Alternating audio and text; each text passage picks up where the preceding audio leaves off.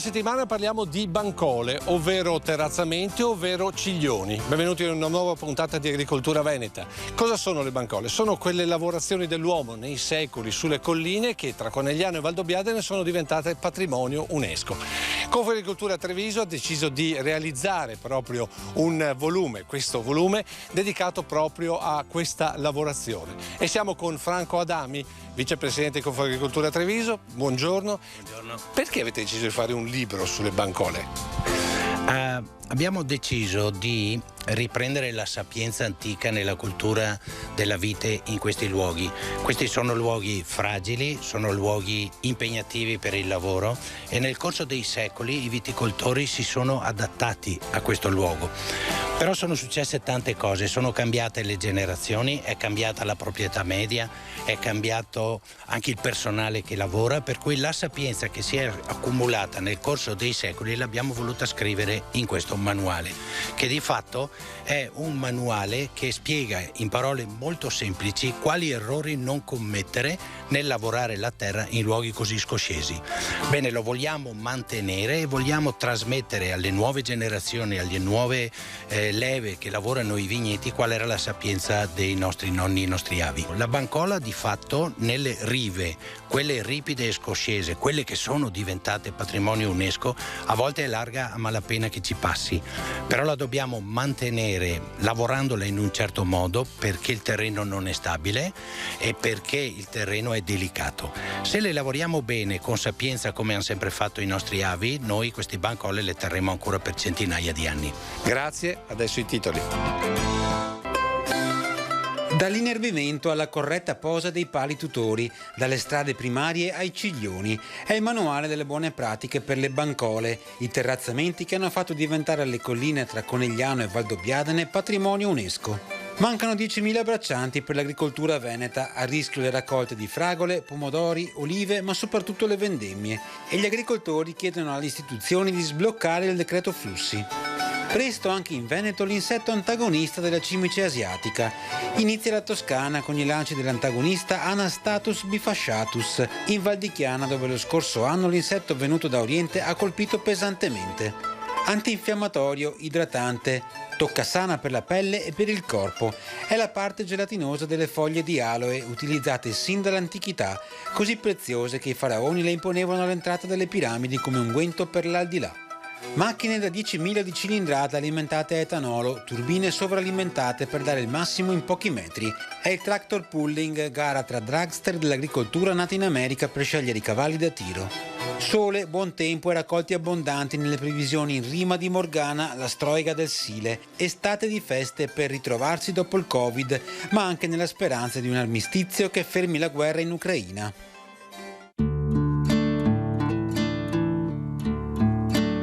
Franco, allora qui invece siamo su una bancola. Questa è realmente una bancola. Infatti ci stiamo a malapena in due.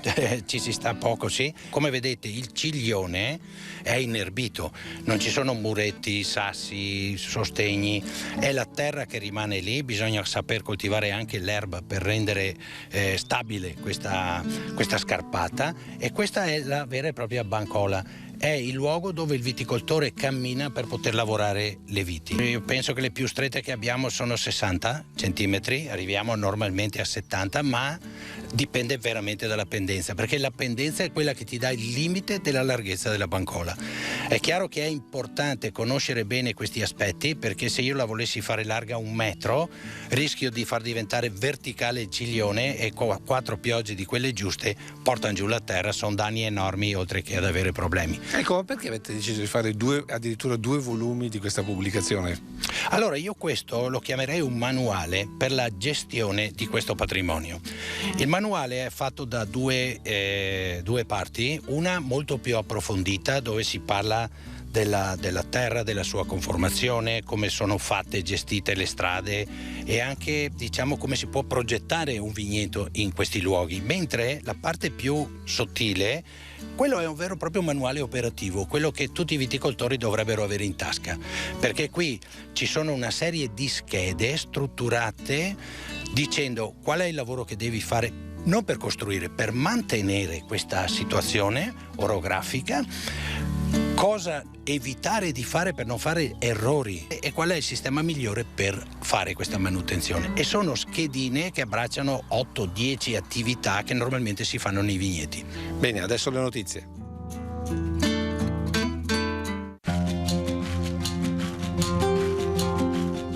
Mancano braccia in agricoltura, la stima arriva da Coldiretti che parla di 100.000 stagionali introvabili.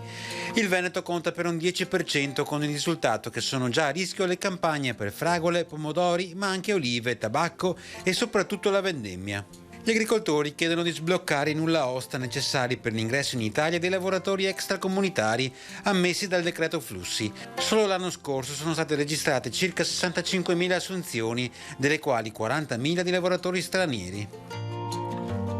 Diventano operative le deroghe sui terreni a riposo, lo rende noto la Copagri. Si tratta di regolamenti comunitari sui pagamenti diretti della PAC che consentono agli agricoltori di utilizzare per il pascolo, la fienagione o la coltivazione tutti i terreni lasciati a riposo. Viene quindi eliminato l'obbligo di riposo permanente per il 5% delle superfici agricole UE e si dà ai produttori agricoli la possibilità di recuperare circa 9 milioni di ettari. Per il nostro paese tutto ciò si traduce nel recupero di oltre 200.000 ettari di terreni a riposo, che potrebbero arrivare fino a circa 1 milione considerando anche i terreni incolti o abbandonati, che serviranno a incrementare la produzione interna di mais, grano e soia. Parte dalla Toscana, ma arriverà presto anche in Veneto lo studio di fattibilità sull'utilizzo dell'insetto antagonista della cimice asiatica. Il 7 o 8 giugno inizieranno i lanci dell'antagonista Anastatus bifasciatus in Val di Chiana in Toscana, fra i comuni di Castiglion Fiorentino, Civitella Val di Chiana e Foiano della Chiana. Gli ettari coinvolti sono circa 500, mentre le aziende sono quasi una ventina. Le coltivazioni più presenti in questi territori sono pesche, mele, pere e anche orticole già colpite lo scorso anno dall'invasione della cimice asiatica.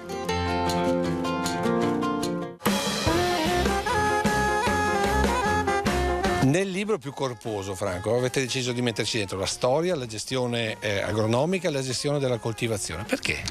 E anche le regole. E anche le regole. Diciamo il primo libro, che è quello che approfondisce molto l'argomento, è preparatorio a comprendere il manuale pratico che c'è dopo. L'analisi più approfondita è stata i cenni storici e geologici di questa terra, cioè capire perché questa terra è fragile. L'altro aspetto è la gestione agricola vera e propria. L'erba ha un'importanza straordinaria e fondamentale perché l'erba trattiene il terreno. Poi c'è una parte altrettanto importante che è quella delle regole, disegnate ad evitare che qualcuno possa approfittare per fare dei lavori che snaturerebbero questo paesaggio. Abbiamo fatto all'interno di questo libro un capitolo che approfondisce quali documenti bisogna fare per lavorare su queste rive. Un viticoltore che ha lo scavatore e fa così sulla terra deve essere sicuro della stabilità geologica, di non far male all'agricoltura stessa e soprattutto di essere in regola, perché qui c'è una protezione paesaggistica tale, voglio ricordarlo, alcuni reati sono di tipo penale. Ma in questo primo manuale, quello più grosso, ci sono anche delle cose strane. Cosa sono? Cose strane nel senso che si vedono degli interventi che poco hanno a che fare con la tradizione storica della coltivazione delle bancole. Si trovano per esempio ormai i famosi pali tutori fatti con i residui dell'Enel piuttosto che di Telecom. Si trovano delle scarpate allargate in maniera eccessiva per poter passare col mezzo meccanico, con pareti verticali alte anche 1 metro, 1,5 metri, che non hanno assolutamente l'aria di stabilità che invece conferisce la normale bancola per la lavorazione a mano.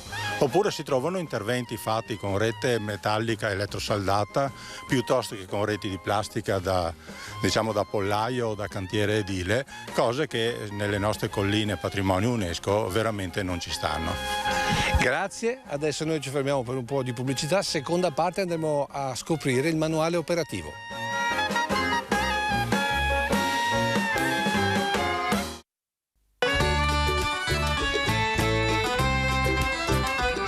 Seconda parte di Agricoltura Veneta, siamo tra le colline UNESCO, vi stiamo parlando di questo volume di Confagricoltura Treviso dedicato alle bancole o ciglioni o terrazzamenti, ovvero queste lavorazioni che sono state fatte dall'uomo nel corso dei secoli per il vino, per il prosecco, questo prodotto della nostra terra che è il più venduto al mondo. Siamo con Franco Adami. Franco, non ci troviamo qui a caso, perché?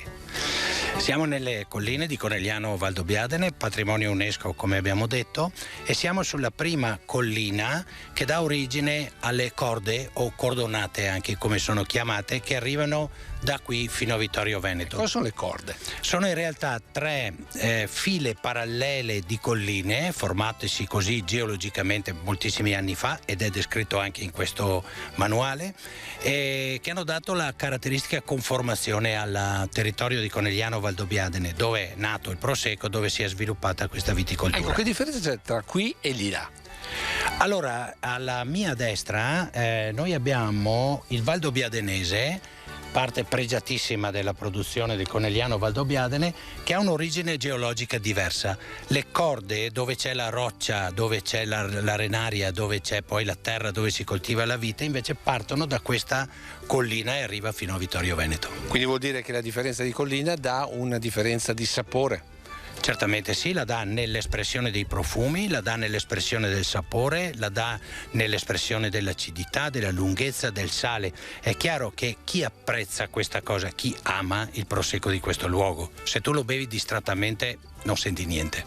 Gino Lucchetta, allora, perché si chiamano bancole? Forse il termine deriva, andando per analogia, da quello che si fa di solito in idraulica per gli argini, in cui nella costruzione di un argine il terreno, la terra viene abbancata, cioè disposta e pianeggiante e battuta, lasciando dei ripiani sul lato esterno dell'argine per poter andare a fare la manutenzione.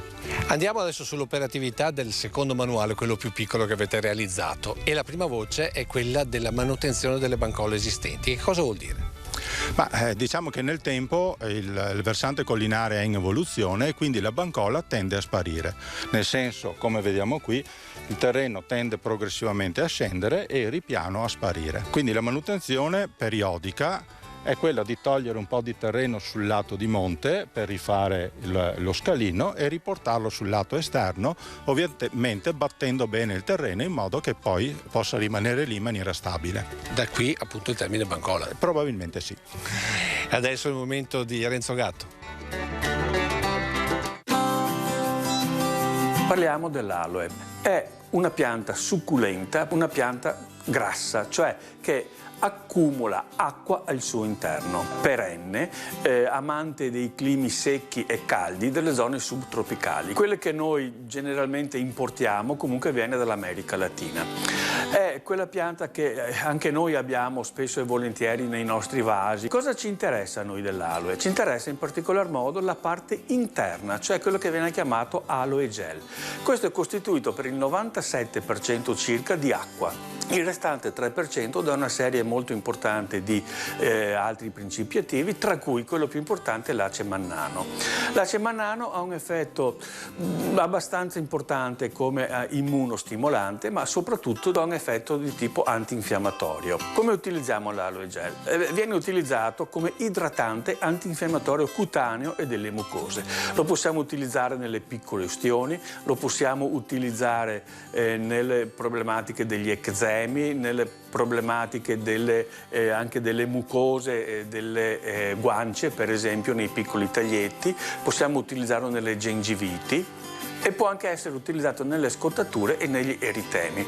Può tornare particolarmente utile adesso che andiamo verso l'estate. Diciamo che può essere considerato un doposole molto importante perché accumula l'effetto idratante, cioè dare acqua ai tessuti che possono essere accalorati, ma anche sommare a questo un effetto antinfiammatorio. L'aloe gel viene anche utilizzato sempre meno, per fortuna, per uso orale. Termino con una curiosità. L'aloe è considerata da tantissime popolazioni una pianta, diciamo, dal sapore quasi mistico, molto importante per la vita. Gli indiani d'America la consideravano la fonte della giovinezza e altre popolazioni la fonte di vita, la fonte della salute. Gli egiziani la ponevano addirittura all'entrata delle piramidi in modo che potesse accompagnare i faraoni nell'aldilà.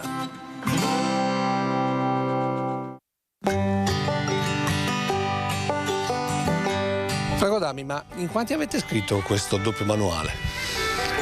Abbiamo 3 persone molto capaci e preparate nel loro campo. Gino Lucchetta, è geologo, che ha parlato del terreno, la sua conformazione. Giovanni Pascarella, agronomo, che ci ha dato delle indicazioni su come gestire l'erba e parte su come si fa il reimpianto di una vite.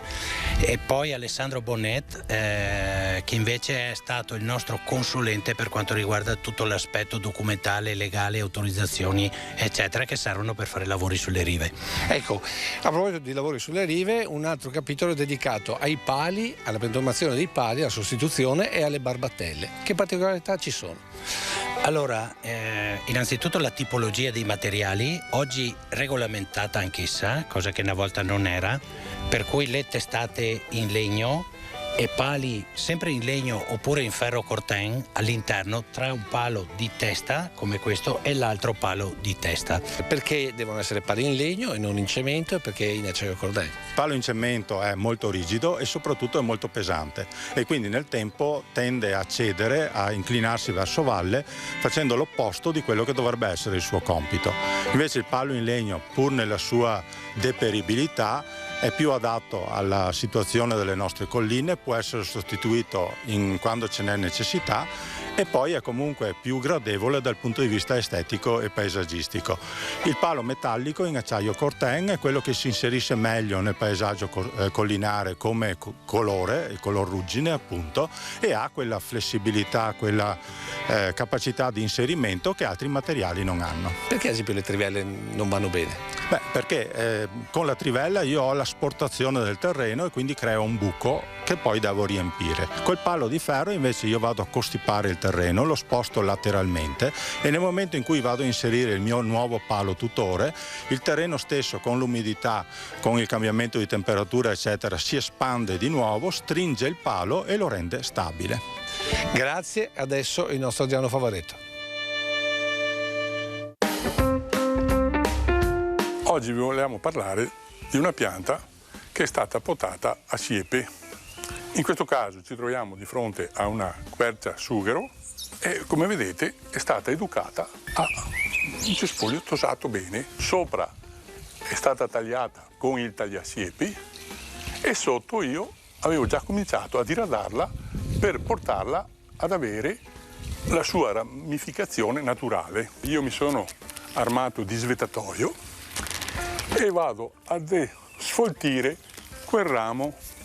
Vedete che lì ci sono una serie di forcelle, diciamo, no? Devo sfoltire e lasciare un ramo che emerga e che prenderà poi lo spazio per sviluppare. Fatta la potatura col tagliasiepe, vedete i tagli vecchi, 1, 2, 3, si vedono anche i colpi che ha battuto il tagliasiepe. Da qui sono nate 1, 2, 3, 4, 5, 6 punte, anziché avere una continuità. Se invece fosse stato fatto naturale, guardate, io lo faccio qua, supponiamo che qui ci fosse la continuazione del ramo, io avrei tagliato e lasciata una. Se questa qui mi dà un po' di fastidio, salgo sul ramo e magari la taglio qui. Però c'è la continuazione, la pianta indietro viene stimolata a vegetare di nuovo, il suo bel ramo completo, ma ha la parvenza di albero, diciamo, no? Ramo di un albero. Se io invece la taglio tutta, metto tutto insieme e supponiamo che voglio fare col tagliasiepi, faccio veloce, guarda che bella roba. Quando la apro, eccolo qui, e da qui nascono 20 rami e quindi faccio una fascina faccio qua sopra, insomma, no? Ed è brutto a vedersi, l'albero deve essere albero, punto.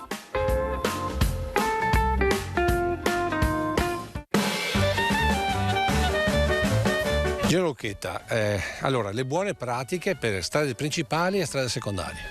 Il principio base è lo stesso per entrambe le categorie della viabilità ed è la gestione delle acque, perché purtroppo il problema col transito dei mezzi è quello che l'acqua prende delle strade non congrue. L'acqua è straordinariamente importante e dobbiamo vederla anche con gli ultimi accadimenti climatici, cioè tanta pioggia con poca frequenza ma molto intensa. Quest'acqua sulle rive può provocare danni enormi, quindi è importante venga gestita. Il modo per gestirla è far discendere l'acqua sulle varie stradine primarie e secondarie che abbiamo già visto, però poi attraverso quello che chiamiamo scanafos deve essere deviata. Questi hanno bisogno di manutenzione, devono essere fatti in un certo modo, devono essere gestiti, puliti e soprattutto devono essere messi in sicurezza agli effetti dei danni dell'acqua alla loro uscita. Qui ad esempio abbiamo uno scanafos da manutenere. Sì, correttamente qui si vede che l'acqua ristagna perché la parte esterna della canaletta trasversale è completamente intasata.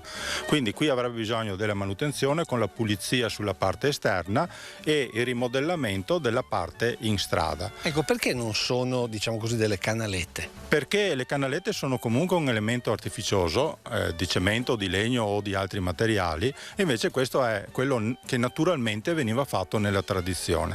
Una cosa importante è la disposizione della, chiamiamola canaletta lo stesso, o scanafos, rispetto all'asse stradale. Non va fatta perpendicolarmente, ma va fatta con una certa inclinazione. Questo per favorire l'uscita dell'acqua e anche per una comodità del mezzo che transita. In pratica deve passare sopra lo scanafos con una ruota alla volta. Questo per diminuire anche il carico e la deformazione dello scanafos stesso. Grazie, adesso le previsioni.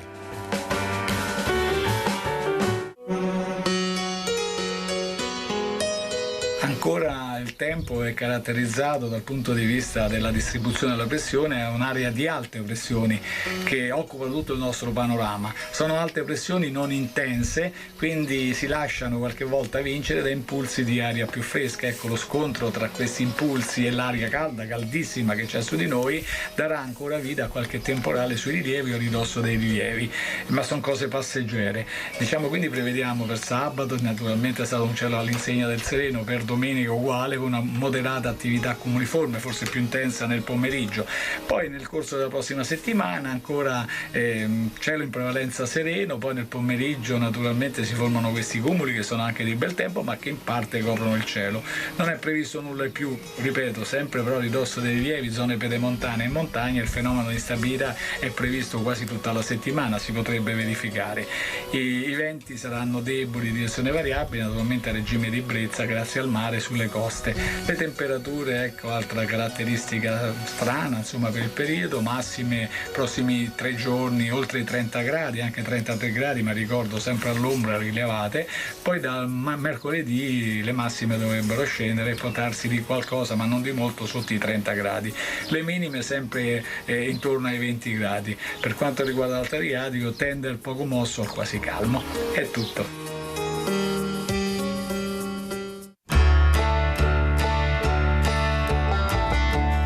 Tra gli argomenti uno riguarda le strade principali e le strade secondarie. Ma perché avete normato anche questo? Più che normato, abbiamo voluto dare delle indicazioni su come gestire il suolo su queste strade. Allora le abbiamo divise in diverse tipologie. Nel frattempo e nel corso degli anni sono cresciuti i pesi dei trattori, i pesi dei rimorchi, la quantità semplicemente di uva che tu vorresti caricare. Ebbene, le strade necessitano di manutenzione e anche la manutenzione delle strade va fatta con sapienza, sapendo bene come gestirla, perché rischieremo di fare cose non congrue, non fatte bene, e l'anno dopo la strada è da rifare un'altra volta. E magari anche pericolose, perché non va dimenticato che più di qualcuno ci ha rimesso la vita proprio tra queste bancole. Sicuramente, questo è un argomento invece molto serio, perché c'è l'operatore. L'operatore molto spesso è anche un giovane ragazzo che ha sì lavorato con suo papà, che gli dice sta attento, va pian. Chi è che li tradisce? È il suolo. È è la stabilità della stradina e la disattenzione, perché sono stradine larghe 2 metri e tu ci entri con una macchina larga 1,60 m. Quando hai sbagliato un attimo scendi sulla bancola con la ruota e se hai il trattore caricato rischi di andare giù assieme al trattore, è veramente pericoloso. Creare appunto delle strade secondarie adeguate perché non debbano cedere sotto il peso. Sì, vanno create adeguatamente, ma soprattutto vanno create dove si può. Ci sono dei casi in cui veramente non la puoi fare, l'errore è farla ugualmente. A proposito di trattori, ma che potenze utilizzate qui? Che trattori utilizzate? In queste rive non puoi usare un trattore più largo di 1,60 m. Quindi diciamo che 10.000 cavalli, macchine enormi che non possono passare. No, qua la devo dire una battuta proprio del nostro geologo Gino Lucchetta, che dice non possiamo immaginare di andare con un trattore da 300 cavalli sulle rive, è impossibile. 10.000, no, 10.000 non se ne parla proprio. A proposito di 10.000 cavalli, andiamo a vedere che cosa è successo a Chiarano, a Cavalier di Chiarano, con una gara che è quella del tractor pulling.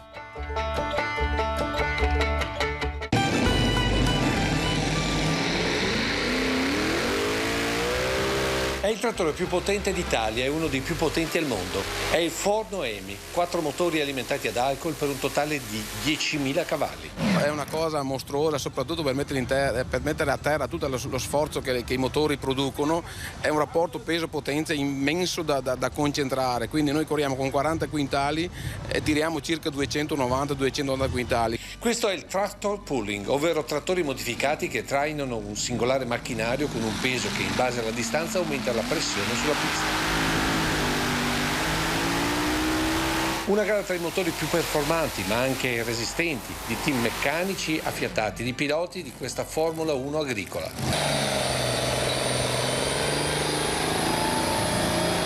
Sarebbe nato qui i cavalli che trainavano dei tronchi di legno e poi siamo passati ai trattori. Senta, ma ho visto qui c'erano circa 2.000 persone, ma che passione è? È una passione perché quando entra una persona il motore è una persona che ti prende e non la molli più. Una folla assiepata ai lati del campo di grano trasformato in pista nonostante il freddo e la pioggia. Signora, ma chi gli fa fare prendere tutto sto freddo qua? No, perché sono appassionata per Ford Noemi. Ad occhio lei è un appassionato di motori. È la prima volta che vengo, comunque è bellissimo. Ma non era meglio andare al cinema oggi con sto freddo? No. No, qua a patir freddo. Vabbè che sono qua del paese, ma mi è sempre piaciuto il tractor pulling. Da piccolo mi guardavo i video su YouTube. E nella sfida poi c'è sempre chi rompe.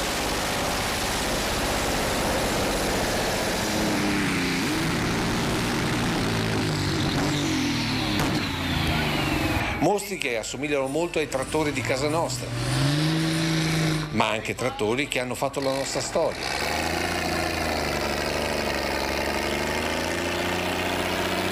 Con la differenza che questi poi tornano anche indietro, pronti ad arare veramente. Oggi qui proviamo i motori nuovi, quelli vecchi, perché anche le tradizioni, le radici contano. Partire dalla storia, partire dall'esperienza per investire nel futuro.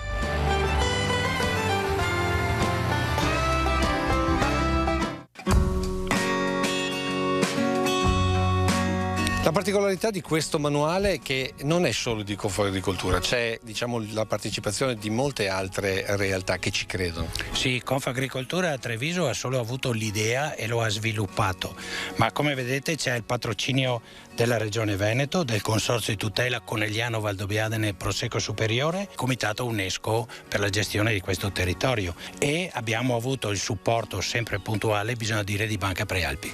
Significa insomma che tutti credono che il futuro di questo territorio viaggia soprattutto sulla cultura, sul rispetto delle colline. Sì, ma ricordiamolo, siamo patrimonio UNESCO perché qualcuno tanti anni fa ha deciso di fare dei fossi a mano e piantare delle viti.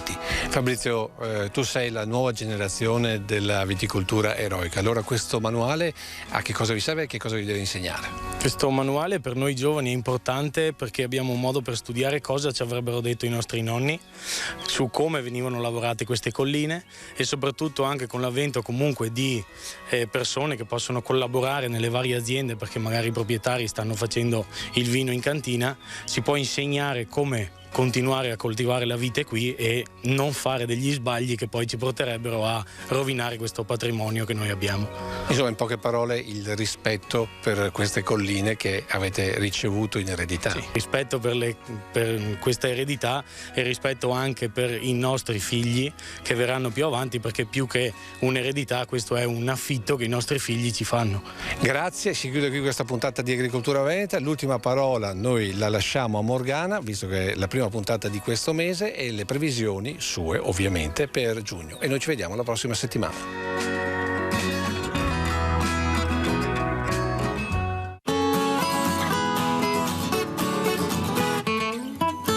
Ecco qua, Morgana de giugno, giorni più bei dell'anno, dove si butta i vestiti sul grugno e dove il sol non fa danno. Si raccoglie il gran e si fa festa, adesso che il corona non fa più paura. De sarese si piena a sesta e de ciacque si torna a fare a cura.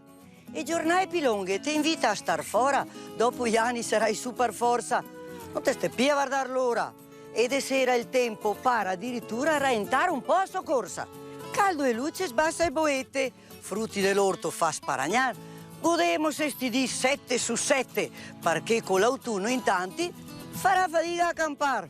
Stai che sera, latte che manca, malgari che non va più in casera e formai sparì che vai rapido un conto in banca.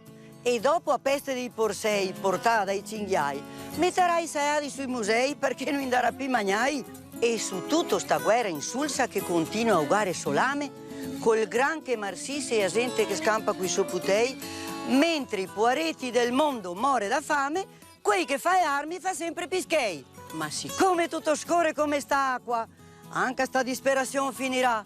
E il Sil me dice che forse sto mese arriverà una tregua e tutto il mondo finalmente festeggerà. Alti e bassi di sto mese che scomissia, con Taida Morgana qua in pastoria.